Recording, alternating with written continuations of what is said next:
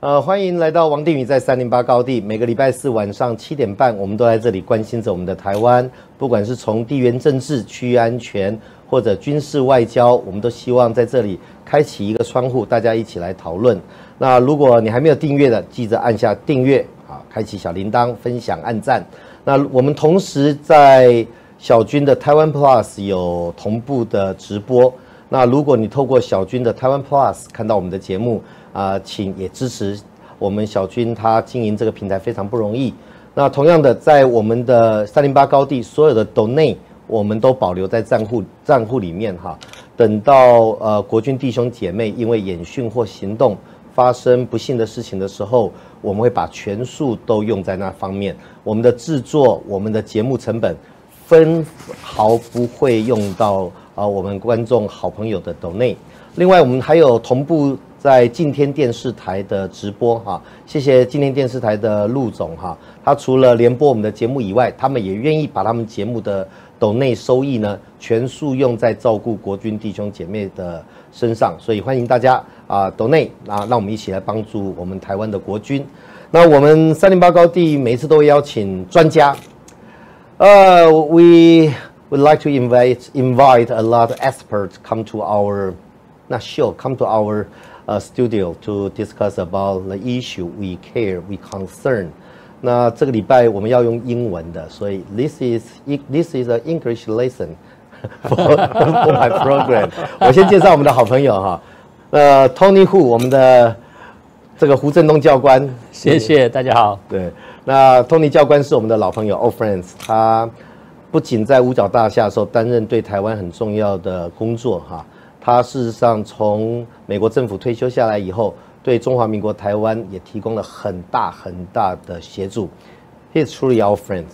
Thank you. 那 the other one, don't be jealous, Tony. I'm a big fan of Topher.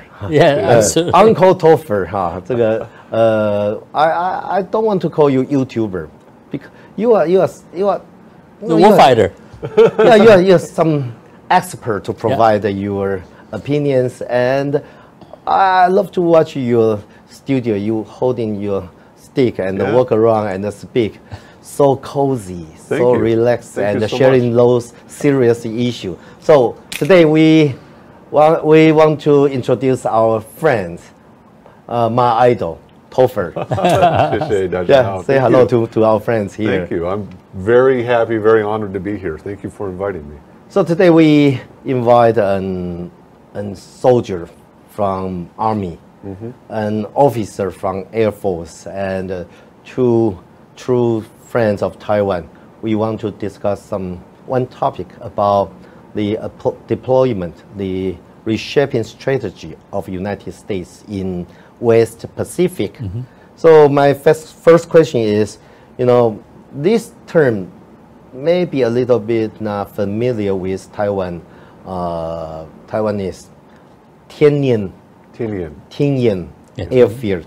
We translate into Mandarin is 天寧島. Yep. 天寧 airfield. It's in the north of Guam Island. Right. And owned by North Mariana.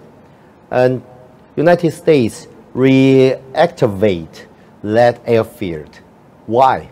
You have such a huge, big Air Force base, Anderson. Why you want to reactivate this airfield, and what for? And what kind of challenging situation make United States consider to restart this kind of program? Well, the U.S. is moving from 20 years of counterinsurgent operations, which the acronym is COIN. COIN operations, counterinsurgency, and that was basically killing terrorists who were living in caves. And they need to reshape and modernize the force for what's called ACE, Agile Combat Employment. And this is to be able to engage what the military calls a near-peer adversary. That's P-E-E-R, peer. Yeah, it's basically China is the only military that's aggressive, that comes even close to being a peer to the U.S.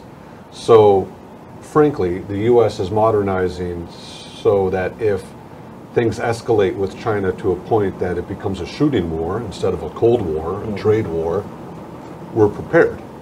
Yeah, China, they become more aggressive. Oh, very much. They are harassing neighboring countries like Taiwan, Japan, even Philippines, and even Australia, Vietnam, India. Vietnam, and they expand their military expense every year, 7%, and it's second largest military entity in the world.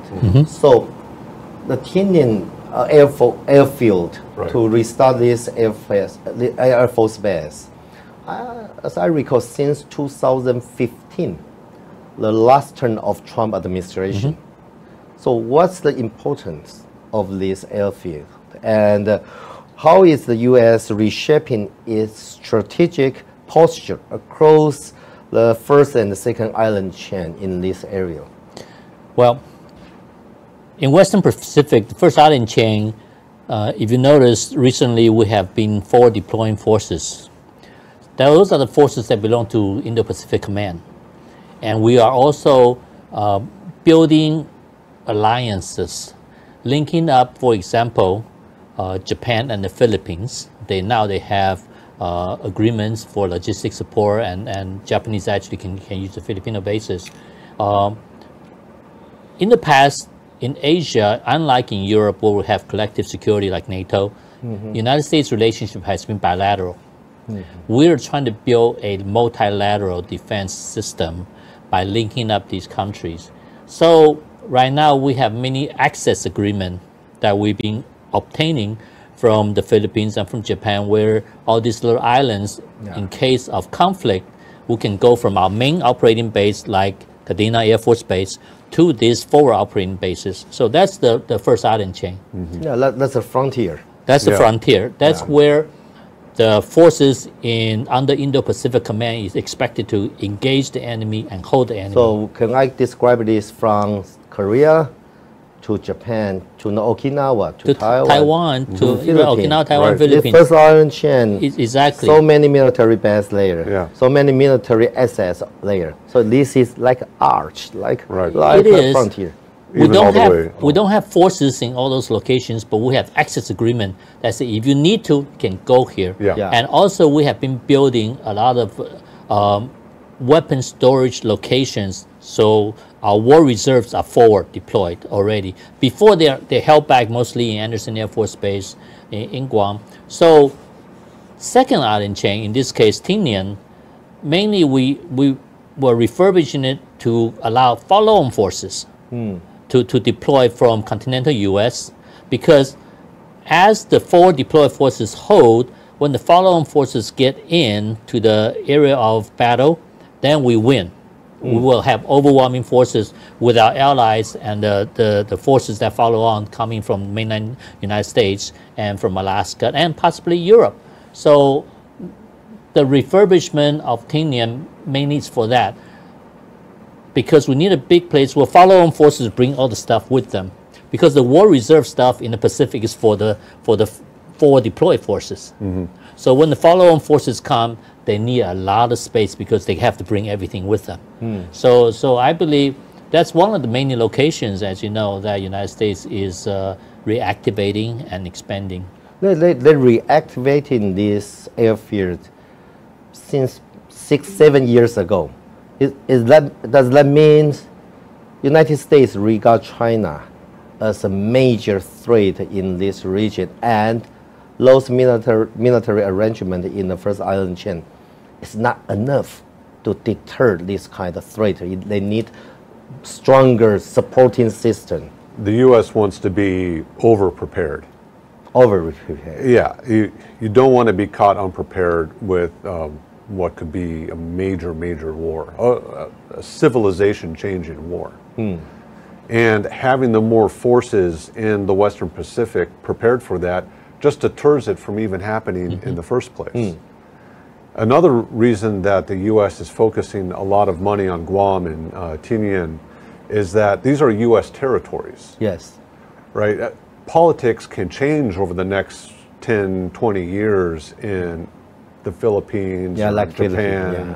You know, maybe the U.S. forces won't be as welcome there in 20 years. They don't know. If they have a great established support center in Guam and Tinian, it's less of a concern.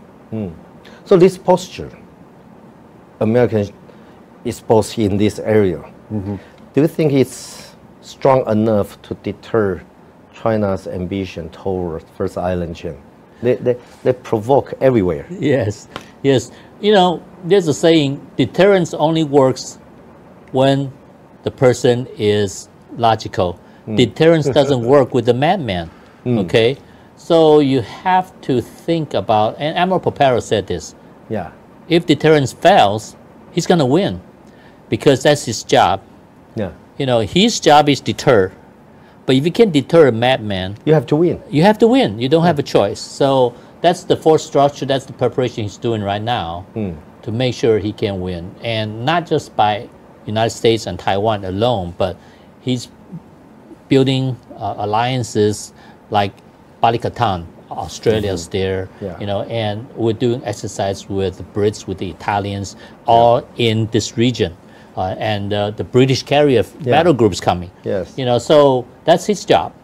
If deterrence fails, he's going to make sure he can win. To make sure democracy can win is the best way to deter. Absolutely. It's the best way. You are not showing, pretending you can win. You actually have to can show win. it. You have to show it. So I rate the strategical Indo-Pacific strategy, something like that, from Trump's first administration, 2018, revealed in Australian media. And according to that, Indo-Pacific, Indo-PACOM, they have to showing their strong deterrence within First Island chain, dominant between First Island chain and Second Island chain. And based on that strategy plan, they start to reactivate Tinian airfield and to deploy some mid-range missiles in some island, become some kind of launch pad. And after that, make those launch pad island become fortress. So this kind of strategy in United States will that be changed because different guy, different one elected as a president, or they have consistency? Because now Trump administration second term say they want to shift the weight. They withdraw some military assets, resources from Europe, from Mid East to Indo-Pacific region, and they are doing now. So all this based on the strategic plan revealed in 2018. So you are from you two from United Force. Does this going to be consistency, or if someone become new president will change this kind of strategy plan? I don't think so, because remember, the president is a politician. Okay, for military advice, he counts on the chairman of the Joint Chief, who counts on the commander of the Indo-Pacific Command, the warfighters. And so there are different strategies the president might implement politically, trade, and foreign affairs.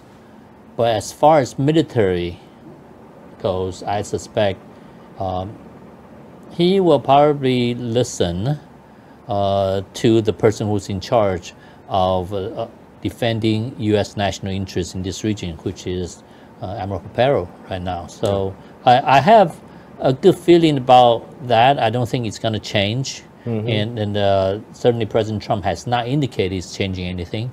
So I'm pretty confident that after all, he does recognize China is a pacing threat for the next 10, 20 years.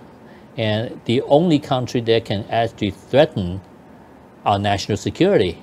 So I suspect he will maintain the current status and continue to deter, continue to build up forces to make sure Xi Jinping doesn't do anything stupid.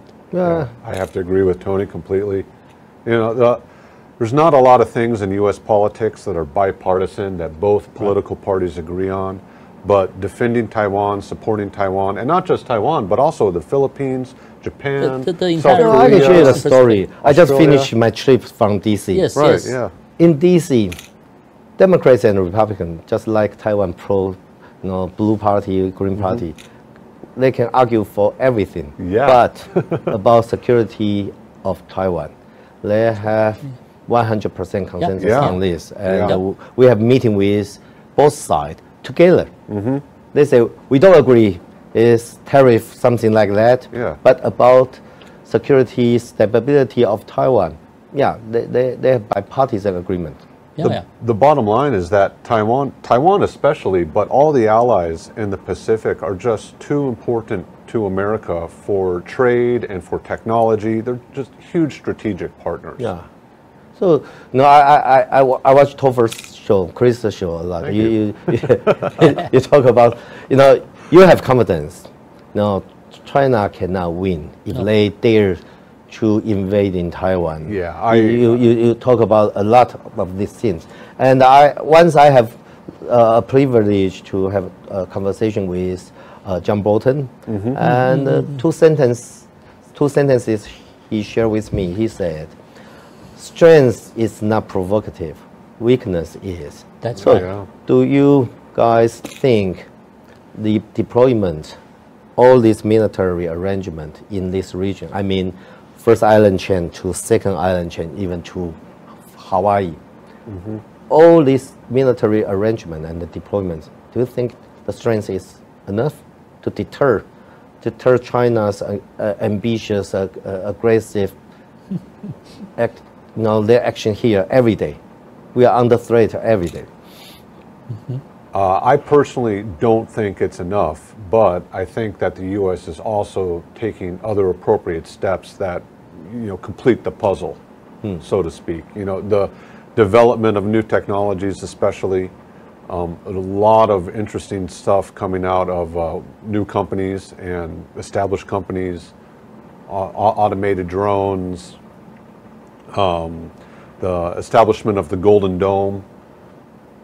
So I think the U.S. is getting there. I think the U.S. is a little bit on the back foot, right? I mean, ideally, the U.S. would have much stronger shipbuilding capacity, would already have something like the Golden Dome in place and all that. But technology, the U.S. is getting smarter on how it's spending its money when it comes to the future war. Right? It's scrapping some projects that might look really good 20 years ago, and instead taking a look at modern conflicts and seeing, hey, you know what, this is a better idea. Well, you too in Taiwan. China, they do coercion military exercise, every year, every day. And they are joint patrolling exercise penetrate Taiwan Strait. It happens every week.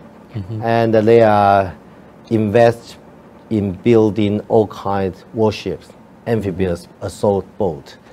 So they are expanding their military influence. Right. And as well as United States, all the allies in this region, Japan, they increased their national defense budget. Taiwan, my president, he made an announcement. He's going to increase our defense budget from 2.45% to beyond 3, maybe 5, maybe 5. And Philippines, they increased their defense budget. They have F-16. They're going to buy the F-16. That's the news. And even Korea, they have some problem about their president, but they still increase their military expense. But what we don't have here is United States, they have joined military exercise with Korea, with Japan, with Philippines, with Australia, and sometimes they all together. But the central part, Taiwan, we don't have, at least we don't have official military exercise, bilateral or multilateral. If we don't have plan, how can we use exercise to verify if this kind of cooperation works to fix, to revise, then exercise again, then revise it. We go through indirectly way. Does that work to you? Well, let me go back to what you said earlier. The China's military expansion is tremendous. Okay, they have the largest navy in the world right now. Yeah. What's the other side of that story? The other side of the story is most of their navy is inexperienced. Yeah. They're new people. They have no experience, and they certainly don't have combat experience. Okay. What United States does well is passing our combat experience to our allies. And you're absolutely right. The lack of joint exercise is a gap. And it is valuable to be able to exercise together. But because of political issues, we can't do that right now. On the other hand, today, you know how many U.S. military members are here? Hundreds. Topher is here. Well, active duty guys who are passing on our warfighting experience are on the ground, and you know that I more know than that. I know. so they're literally hundreds. Okay, and so that experience been passed, but not in the unit level. But on the other hand, Taiwan is sending fighting units as a unit for training in the U.S. Battalion level. Battalion level, yeah. And the fighter squadron, 21st Fighter Squadron, in a fighting unit, which is getting trained together and exercise together. Okay, so there are some of that going on. Certainly, it doesn't replace it like the way we do it with Japan, Korea, all the Philippines, the Balikatan. 9,000 American troops are there, training alongside, shoulder to shoulder. Yeah. Right. So that's hard to replace, but at least some things are being done. You know, we are coming here, and Taiwan's unit level are going there. You know, what I heard is there will be more than 1,000 instructors, teachers, English teachers from states come to modernize our military training program.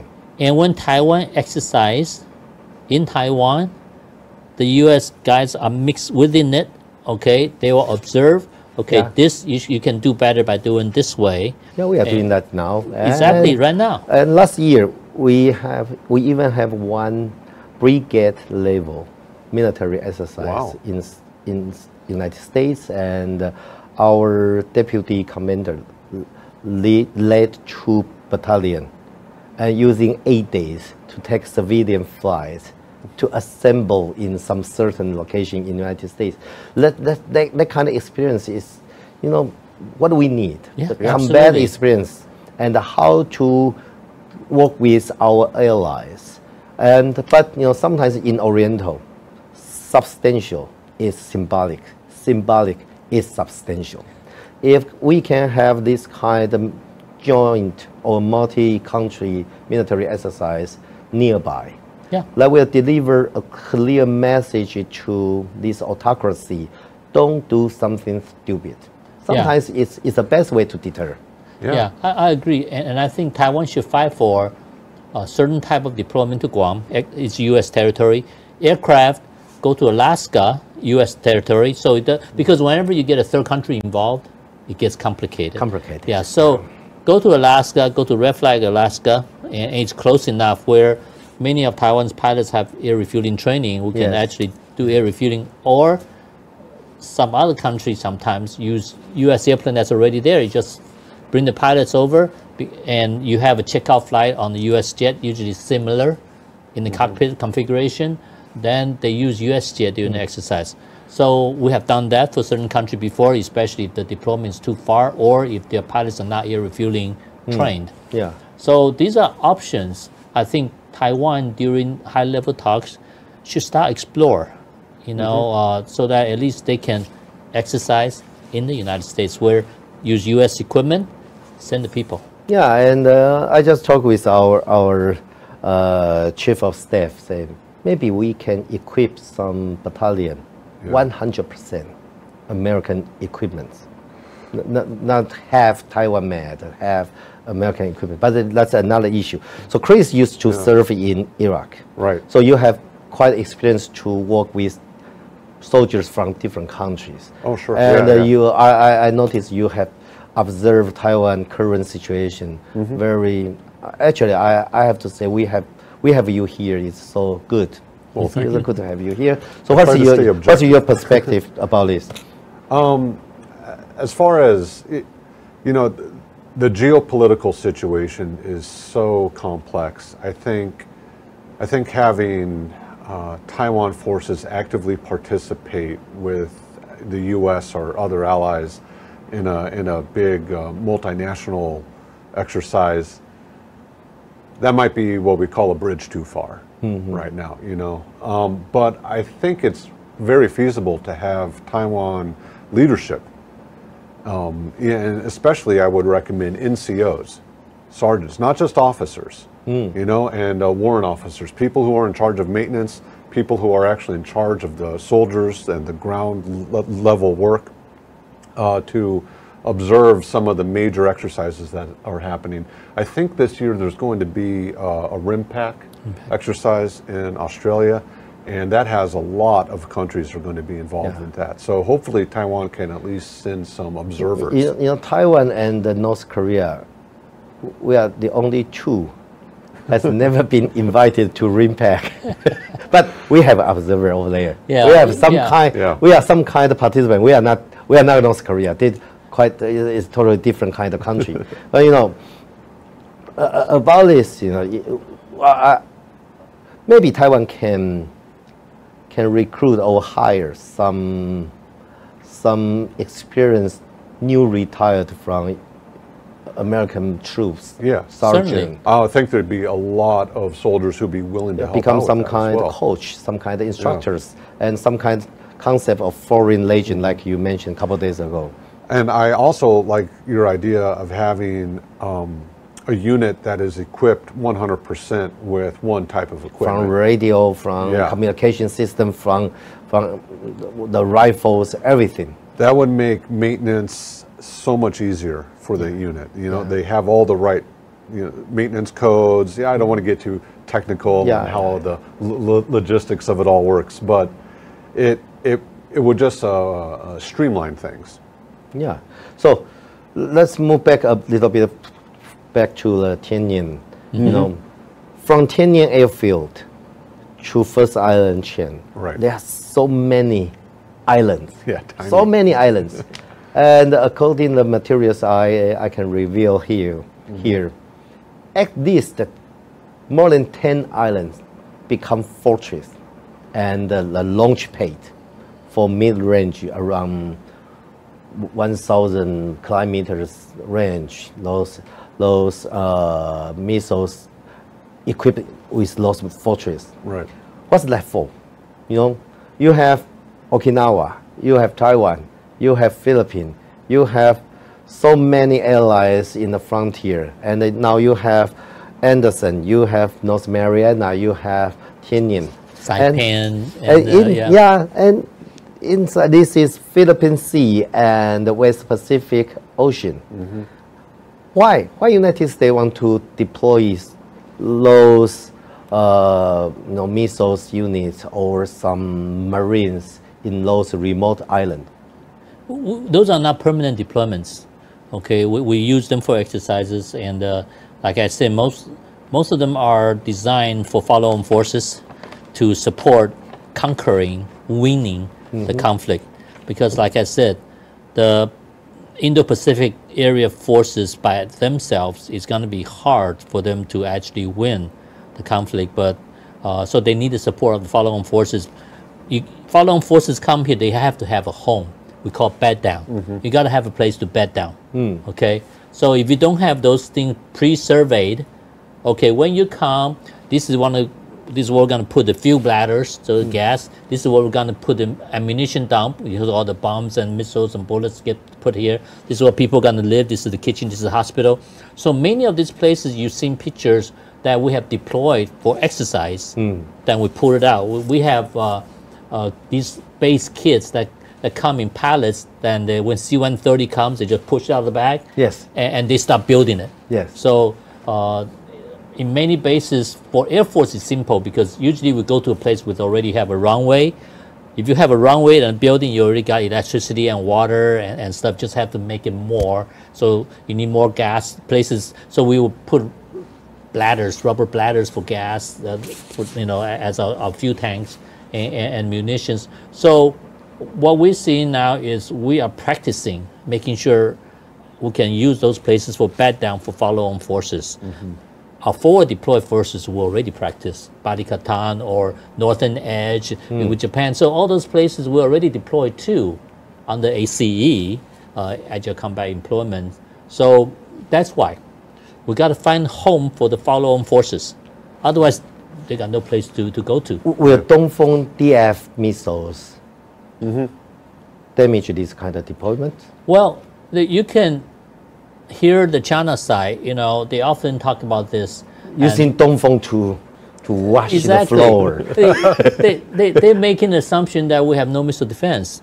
Good. Yeah. So these locations, one of the first things they're going to deploy is base security, including air missile defense. Right. Otherwise the rest of the stuff is at risk. No, 5 years ago, I watched a video in Anderson Air Force Base. They tried to integrate Israel Iron Dome and with Patriot system become a new air defense system. And why? They want to make sure they won't be bothered by those Dongfeng Precisely. missiles. And if you look at the overall laydown of our air missile defense, okay, so we have THAAD, right? And Patriot, and Aegis ships with SM-3s. Okay, so it's several layers.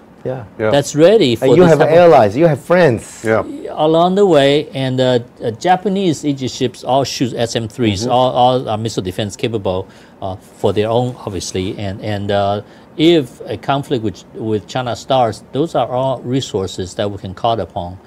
So China likes to say that they can do all that, and they are also assuming a carrier battle group don't have that defense. All the destroyers and cruisers got SM-3s, so it's not that easy, and they don't have enough missiles to cover all the places that the 4 operating bases, they just don't have enough resources. That's exactly it. That's the agility part of the ACE. So instead of China doesn't have to just target if they want to do a preemptive strike against the U.S. Instead of just 3 targets, Okinawa, the Philippines, and Guam, now they have a dozen or more targets that they have to worry about that are not only capable of housing missiles, ground-based missile systems, and ship-based missile systems that are able to reach mainland China, but they all could have really good air defense systems too. And they're all talking to each other. They're all networked. It's a network. And one thing I don't think China realized, that the U.S. counter-strike capability, once we detect missiles coming, our missiles going there already. They don't get a second strike. It's not only to intercept those coming missiles. Counterfire launch bases, so they don't get a second chance. They launch the first wave. That's your last wave. We're eliminating that threat. So a lot of no matter it's precise or not, sometimes they will miss. Exactly. They will. The Chinese weapons are. Even they always miss. Precise. So while their missiles in the air, our missiles are already going. So if they want to do a better damage assessment and do a second wave, there is no second wave. That's one tactics we learned from United States. According to our new, I don't know if I can say this. According to some program we are learning now, if China launch missile toward Taiwan, toward our residential or our military base, Taiwan, we have capability not only to intercept it, but also at the same time to destroy it. They don't have second chance. Hit the source. So Tony, you realize we have this kind of capability. You can have 1,000 missiles, but if the launcher's destroyed, missiles staying home. Missiles is just like a rock. Like a rock, you destroy it. You have an expensive rock now. Yes. So we just picture this. The first island chain, like an arch, and the Guam Island, North Mariana, and this vast ocean, so many fortress island, and from Okinawa, Miyako Strait to Taiwan, Bessie Channel to Luzon Island to Philippines, and this wide the ocean, all the democracy allies, they have different kind of equipments, communication system, C4ISR, and front, back, and reinforcement. So if China plan to launch a full-scale invasion toward Taiwan, according to a book written by a Air Force General, PLA, he say, if China really want to occupy Taiwan, the first strike, the first hit, maybe not Taiwan, maybe supposed to attack Okinawa or Guam. Yeah. Do you agree with that? They want to make sure you won't interfere their invasion. Yeah, this is the same concept as Japanese attack of Pearl Harbor. Yes, You know, so the same concept. It would be a very bad mistake because if they hit Japan, the Japanese will strike back. And from but if they don't hit Japan, if they across Taiwan Strait, Japan over 7th Fleet going to cut off the logistic flow from China to Taiwan. It's easy because our 7th Fleet, you know, over there in Japan, our 7th Fleet forces, the carrier, they're going to have to do something with the U.S. forces that's in Japan. But if you hit Japan, try to hit U.S. forces, Japanese will get involved. It's closer for Japan to hit Beijing than come to Taiwan straight. You know, it's closer this way. So I think it's a double-edged sword for the Chinese if they want to hit Japan or not. But then the probability of success of invading Taiwan would be lowered if they don't hit some of the major U.S. locations in Japan. That's why we also know that's their strategy, and we have dispersal plan right now. We've been practicing for almost 8-9 years now. Yeah. So, Chris, anyone who spends a little bit of time studying U.S. military history will tell you it's a really bad idea to attack the U.S. first. It never ends well for the attack. It pisses us off so much. That's why the U.S. has Guam. But if you were commander of PLA, you want to invade Taiwan, but you know there are two tigers, Japan and the United States allies. And if I cannot 100% make sure you won't interfere my invasion, what will you do? I wouldn't even use the military. I would if I wanted to use the military, I would, if I'm in charge of the PLA, I'm wearing that hat now, I would maybe test the waters with Jimin Island, right? I would see, because it's something that would be... To see Quemoy Island first. Yeah, I would do a blockade, try and seize it. I would see how the local populace But if China dare to blockade some remote island, maybe not Kinmen, remote island owned by Taiwan. Right. The response, the sanction from international society is the same. It's the same as they attack Taiwan. Exactly. Yeah, well, I would see what exactly the all water the will be too sanctions hot. going to be. Yeah. That's what I would do. I would test that. I would see how bad are these sanctions going to be. What can we bring to the negotiating table? But honestly, if my job was to try and take over Taiwan, I won't use invade, I'll say take over, I would spend all my efforts with propaganda and trying to coerce politicians and shift the vote, try and change the minds of the Taiwanese. They are doing now. They are doing now. I would agree with that, you know. Because militarily, for them to win using force is probability of success is very low. Yeah.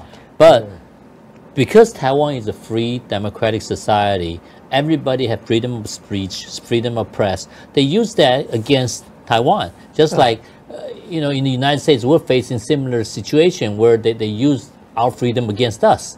So they have the press freedom. That's why you have these TV stations that basically say what China wants to say in Taiwan. Yeah. So they tear Taiwan apart from the inside. Okay, that's one part. I believe if I was Xi Jinping, I will focus on that, continue to tear Taiwan apart from the inside, and so Taiwan can never unify or unite, because a united nation like Ukraine right now is impossible to defeat. I hope my folks, my Taiwanese fellows, listen to your words for the past several minutes, because it's happening now. Exactly. And not only in Taiwan. We are an open society, democracy system. Yeah. Using disinformation, using money to bribe some media, using some democracy tool to undermine your democracy, to change your voting attitude in Korea, in Japan, it's and everywhere. even in United States. Oh, absolutely. The Russians and Chinese are doing that. So it takes smart people. You know, in a democratic society, democracy only works if you have an educated populace who can tell right from wrong. Democracy didn't work in Afghanistan. They don't have an educated populace. They're easily influenced, and you can't survive as a democracy. That's a good point. Taiwan, the education level is much higher. Much higher. Yeah, so people should be able to tell what's real, what's not. But sometimes education cannot make you smarter. Sometimes. But we do notice Beijing take advantage of democracy, and they are doing now toward several different kinds of democracy, and it creates some effect. TikTok, little red books, something like that. But I believe in democracy. Oh yeah, I believe in democracy. It's one of the consequences of living in a free society. Yeah. You have to accept all the ideas, and the only way to fight bad ideas is with good ideas. Yeah, and sometimes when we realize what treasure we have now. And life is not perfect. Right. But we have freedom to speak, to vote, to decide our future, not decided by some communist. Oh yeah. Right. And when that kind of will show up, the determination, a united democracy is so powerful. No autocracy or communism can defeat that. Yep. I believe that. Yep. I believe Me that. too. Oh, I agree. And I think history has shown that that is the trend. Yeah. So let's move back to the天寧 Island. Right. Southern part is Guam, and Anderson Air Force Base. To Taiwan, it's an important military base. Critical. And so unfamiliar. So I would like to ask Tony, what's the importance, what's the value of Anderson Air Force Base? Okay. How big is that? Anderson Air Force Base is humongous. We have a picture later on. This is Tinian. Oh, the Tinian North Field. 我们换到那个安德森机场，安德森基地。Yeah. So Anderson is humongous. It was our one of the primary bases when we were having the Vietnam War. So Anderson Air Base actually have two bases, if I may. The two Anderson's Air Force Base is open, currently used. Anderson North is another location that follow-on forces can deploy, and this is obviously Anderson Air Force Base. Can you go back to the previous slide? 到前一张。Yeah. So 回到前一张。If we look at Anderson Air Force Base. 前一张不是下一张。Yeah, 前一张那个地图 Island the map. Yeah. So this is obviously the hard stance in not this one. No. Yeah, this is Saipan and Rota. They all got airfields. Many movies about Saipan. It's a nice place. I like it. And 有没有那个关岛的安德森机场？那个有个地图有没有？有个北边的两个机场。两个机。So if you look at this picture, right? I'll stay this. Okay. The location between Anderson Air Force Base and Anderson Air Force Base Northwest Field, that entire area in the middle got a little bit of green. That's entirely a munition storage area. Ammunition storage area. It's got hundreds of bunkers. That's where I was going to have to put Taiwan's MRAM. Okay. That's where I went and look at some of the bunkers. Before, decades ago, when we procured some modern equipment, and rumors say United States don't want Taiwan have that in hand, they will store those equipments over there. That was where, so I had a chance to go visit, and I couldn't believe, because if you look at that entire area between the two bases, it's bigger than Anderson Air Force Base Northfield, and almost the same size as Anderson Air Force Base Southfield. That entire area is where we have our war reserve, okay? And they are in Can you use our CCK to compare with that? Right. How big is that? So it's a little bit bigger than CCK. Bigger than CCK for ammunition and storage. It's all hardened bunkers. It's not just open. It's all hardened. You know, some of them semi-underground. So it's so important. And then now, if we can look at the April Harbor. April Harbor. Okay. You have another picture of April Harbor that I provided to you. April Harbor. 那个 April 港的那个相片。Yeah. 那个 Tony 提供的相片。 So 那个港口。 This is an important place also for our force structure, because this one? Yeah, this is one of the naval base. This is naval base, and right here. Okay, so on this picture you can see 2 submarines already. That's 2 of the 5 that called it home. One is Virginia class, one is Los Angeles class. In another 2 years they'll be all Virginia class. Virginia class is our biggest and most quiet nuclear attack submarine. Yeah. So this location, 2 submarine there and the tender here. Yeah, submarine tender right there. And this is from Google Earth, so it's unclassified. And but you can tell there are 5 submarines called this home. Okay, and so 3 of them are out there patrolling. And we also have additional submarines at Pearl Harbor. The harbor for submarine, the depths will be deeper than the normal one. Not necessarily. The deepest, we need deep ports for aircraft carriers, and this is deep enough for aircraft carrier. Okay. We actually have aircraft carriers there before, as transit to supplement vegetables and stuff. So, anyways, so Guam is important both in the sense of air and sea. Yes. Okay, and the humongous storage of our war reserve material.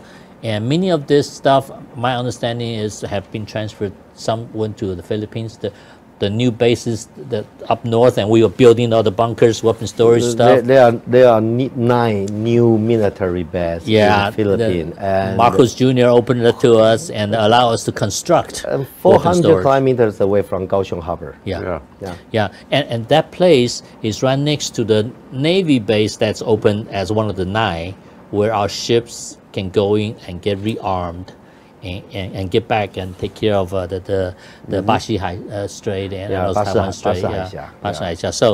So Guam is important for forces that is moving forward, and Anderson is huge. Right now we have our bomber task force. You know, we have bombers there. B-52. B1, B2, they rotate. When I was in the government over 10 years ago, it's not constant. We have bomber task force for 3 months, then 3 months with no bombers, and then they come again. Now it's constant. We have bomber task force in Anderson Air Force Base constantly. One unit will stay there for 3 months, and another unit comes, rotate out. And you know where else we have bomber task force? Misawa Air Base, Japan. Just started last month. Okay. We have B1s on bomber task force rotation in Japan. We have never done that, but that's quick reaction. Because that supersonic bomber, they don't have to get too close to Taiwan. They can already launch 1,500 kilometers away. They have cruise missiles that's coming out already. They can kill everything on Taiwan Strait from that far away. You know, so this is the posture of winning, posture of deterrence. Exactly, deterrence. Don't do anything foolish. And there's a B-1 bomber. Who took this photo? This is I took this when I was in Anderson Air Force Base a while back, and I walk out of the BX and there's the B1, and one of them was actually taxiing out. And in the back, you see the F-16s out there. So it's B1's impressive. Bomber carries a lot and go low level. It's hard to detect. It's not stealthy, but it's fast and fly low. So Anderson Air Force will become some kind of headquarters during the invasion launched by China.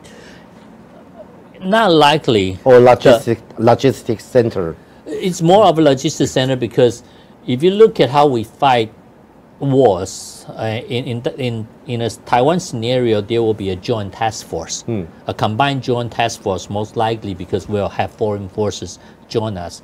If it's just United States forces, we call joint task force. It's going to be combined joint task force, and the commander of the combined joint task force most likely will be on a ship near Taiwan. Okay. And most likely this will be on USS Blue Ridge, the 7th Fleet command ship. Right now, this ship is in Australia. Yes. Visiting Australia.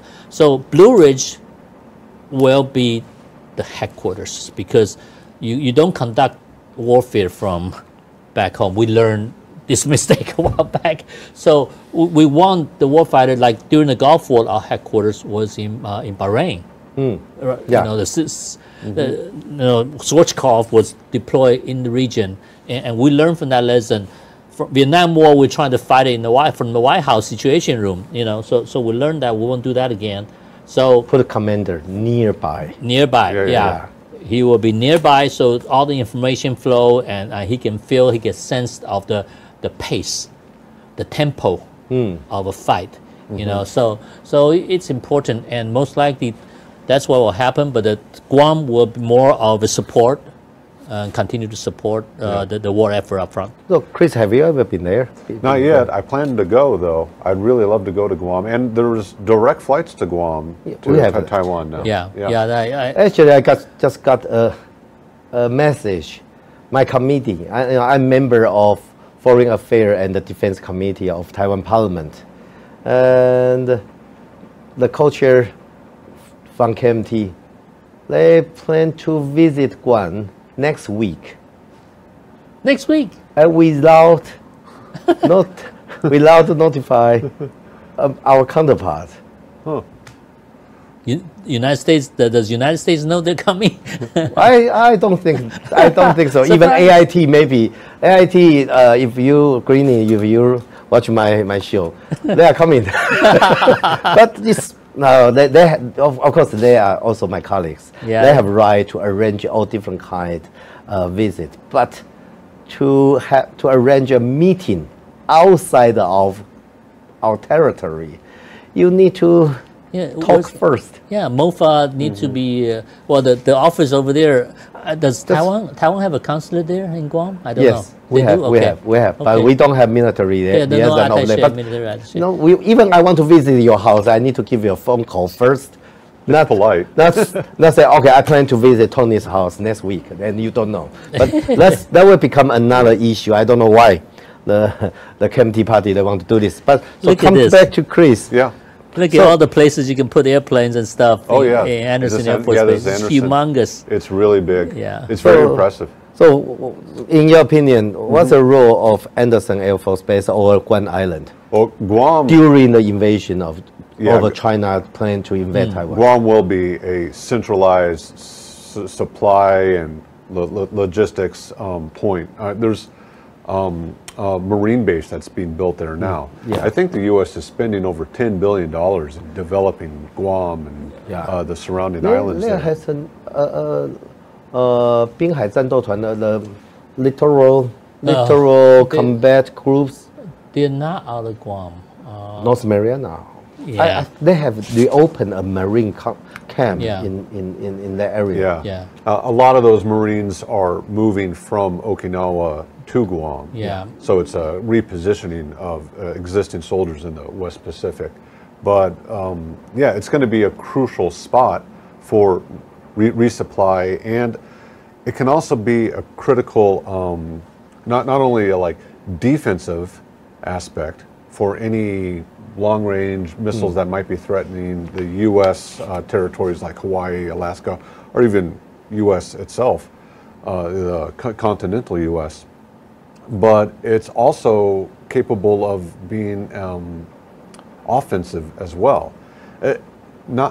Obviously all the bombers and fighters and the ships and the submarines that can take off. Yeah. But the U.S. has land-based missiles, mobile on trucks, that have the range to precision strike mainland China, and they're in Guam. Yeah. And they're going to be on Tinian airfield. Yeah. Tinian is most likely going to be a major backup. So it's going to be able to house a lot more warfighters and jets and Marines and bombers in case of a hot war. So think of it as like an empty hotel, basically. Yeah, right there. It is, like Topher said, it's like an empty hotel. So when U.S. follow-on forces deploy there, they bring everything with them and settle there and fire from there.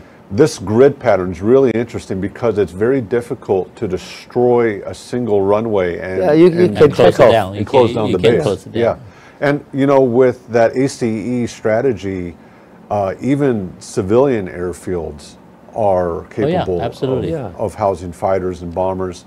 And there are engineers, there's Navy Seabees that are in the area. So if there is any damage, you know, if any DF-26s or hypersonic missiles coming from China do damage a runway, there's other runways to use, and that damage will be repaired. Yeah. So, you know, I just imagine the Guam, the North Mariana, and the frontier, all the island chain, and all the remote islands. They can coordinate. They work together. Yeah. The Patriot missiles in Taiwan can work together with the command in Anderson Air Force Base. Look at the system. If that system can work well, it's so powerful. It is, and if you consider like actually closer to Taiwan, Wake Island, Wake Island, Midway Island. You know, I've been to both of those places and beautiful runway. Next time, bring me with you. It's very hard to go there, you know. It's so difficult to do I went to those places all because of a long trip to China. Me and Topher, we want to join your delegation. It's very important location for us for forward deployment, for follow-on forces. So like you said, there are many places we can use. Day to day, we might not have, now the airplane can fly a long way, so both Wake and Midway are not fully used. Before, because the fighter don't fly that long, they land there to get gas and stuff. Now, it's a divert, because Pacific's big. In case airplane got a problem, if you want to use missile, like PLA using missiles to wash the floor, just imagine how big is the Pacific Ocean. It's impossible, So my last question is about this system.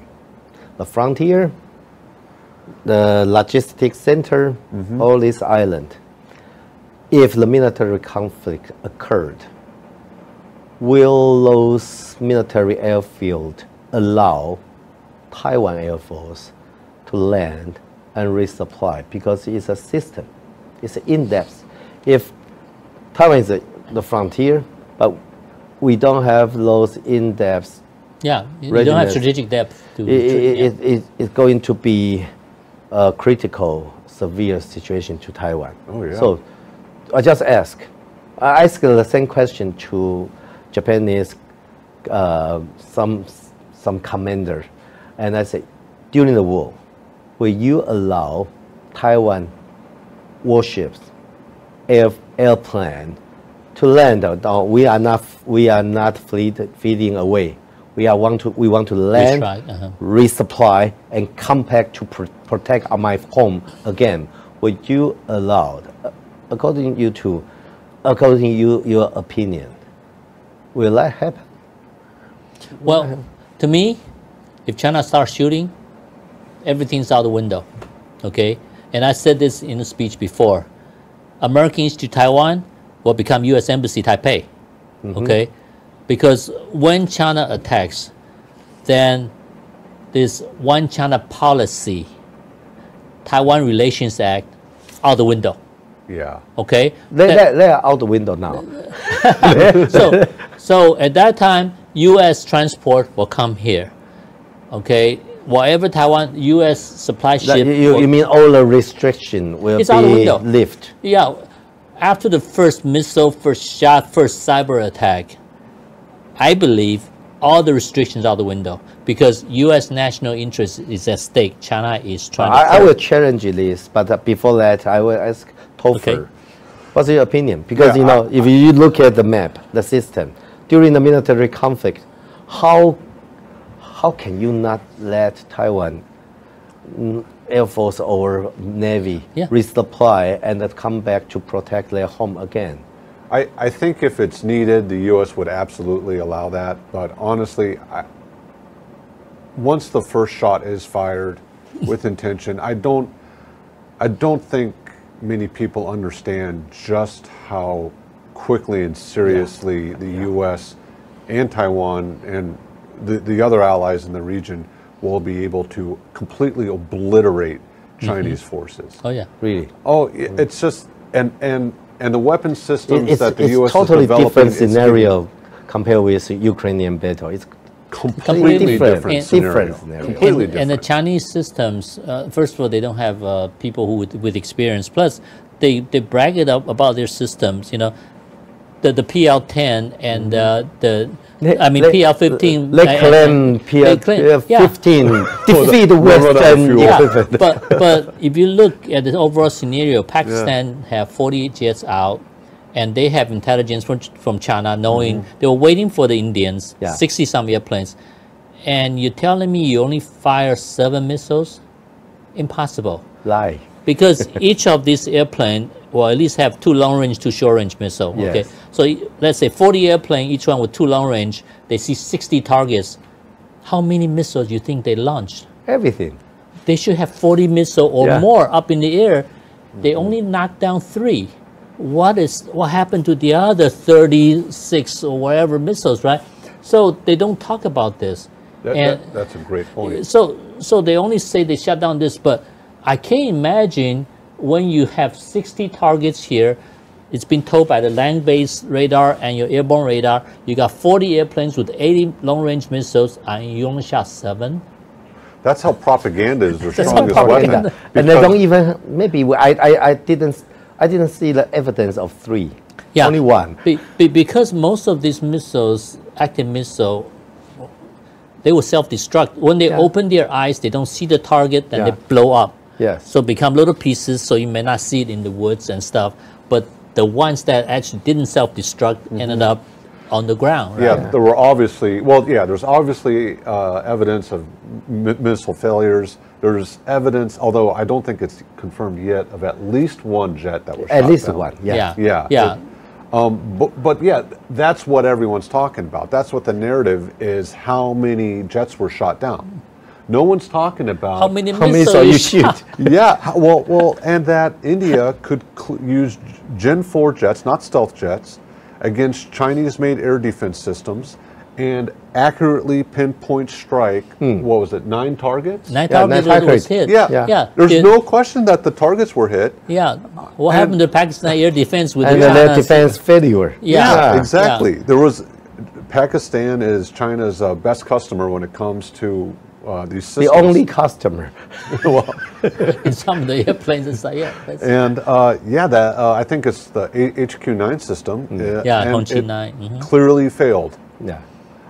There might be operator error. You know, I don't know if maybe Pakistan was asleep at the wheel, but it's just a great example of how the propaganda, they were able to change the narrative. They're using footage of video games, footage from Ukraine to try and trick the worldwide media into talking about whether or not jets were shot down and stop talking about the failures of Chinese air defense. My final challenge to you two is, okay, if we all agreed during the military conflict, all the rules will be broken and everything's out of the window, and the Taiwan Air Force or our Navy can use those military bases to resupply and rejoin this protection action.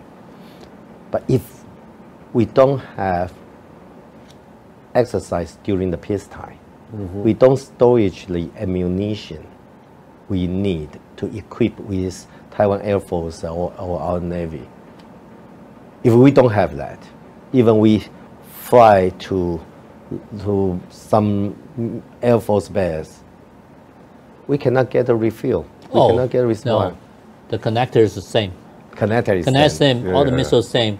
As a matter of fact, when the two F-18s landed in Tainan, Taiwan refueled our F-18s. My house just across the street. Yeah. See, the interoperability, the purpose of that is so that we can use the same things. So it's not an issue. Taiwan Air Force or Taiwan Navy, our warship, if we got access to our allies' military base, we can get a resupply. Well, even at sea, it's compatible. The connection from our auxiliary ships into your destroyer, it's the same connection. Yeah. So that's not an issue. Bombs and bullets and missiles, same. Yeah. So F-16 land at Clark Air Base, Then, we just put our stuff on and go. Yeah. So the same thing has happened during the Gulf War. The Kuwaiti Air Force escaped out, went to Saudi Arabia. Yes. We armored it with Sidewinders. Go. Okay. Yeah. So this Not an question, issue. this scenario is so important because you're outside the box. Yep.